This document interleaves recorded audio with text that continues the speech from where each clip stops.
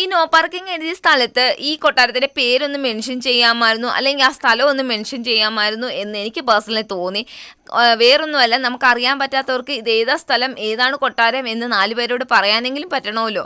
ഞങ്ങൾ ഉദ്ദേശിച്ചിരുന്ന സ്ഥലം അല്ലെങ്കിൽ കൊട്ടാരം ഇതല്ലായിരുന്നു. പക്ഷേ നമ്മൾ ചെന്നെത്തിയത് ഇവിടെയാണ്. നേരത്തെ വ്ളോഗിങ് എറണാകുളത്താണെങ്കിൽ ഇതിപ്പോൾ നമ്മുടെ സ്വന്തം തലസ്ഥാനത്താണ്, ട്രിവാൻഡ്രം.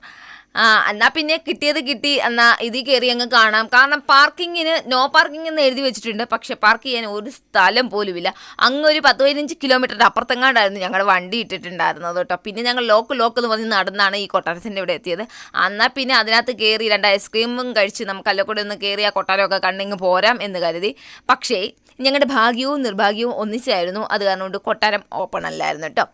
എന്നാൽ പോട്ട് അതിൻ്റെ ചുറ്റു പ്രദേശങ്ങളൊക്കെ കാണാം എന്ന് വിചാരിച്ച് ഞങ്ങളിങ്ങനെ നടന്നപ്പോഴത്തേക്കും ശശിയാണ്.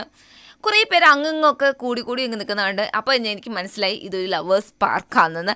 എല്ലാവരും മരത്തിൻ്റെ ചുറ്റും പിടിച്ചിട്ടുണ്ട്. 2 പേര് എല്ലാവരും മരത്തിൻ്റെ കീഴിൽ പിടിച്ചിട്ടുണ്ട്. അപ്പോൾ നമുക്ക് മനസ്സിലായി എന്താ കാര്യമെന്ന് മനസ്സിലായിട്ടുണ്ടായിരുന്നു.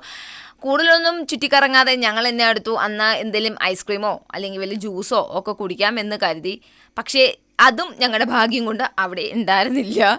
പിന്നെ കയ്യിലുണ്ടായിരുന്ന ആ വെള്ളം കുടിച്ച് ഞങ്ങളതിനെ അഡ്ജസ്റ്റ് ചെയ്തിട്ട് പിന്നെ നടന്ന് നീങ്ങിട്ടോ. അപ്പോൾ അത്ര തന്നെ ഉള്ളൂ ട്രിവാൻഡ്രം വ്ളോഗ്.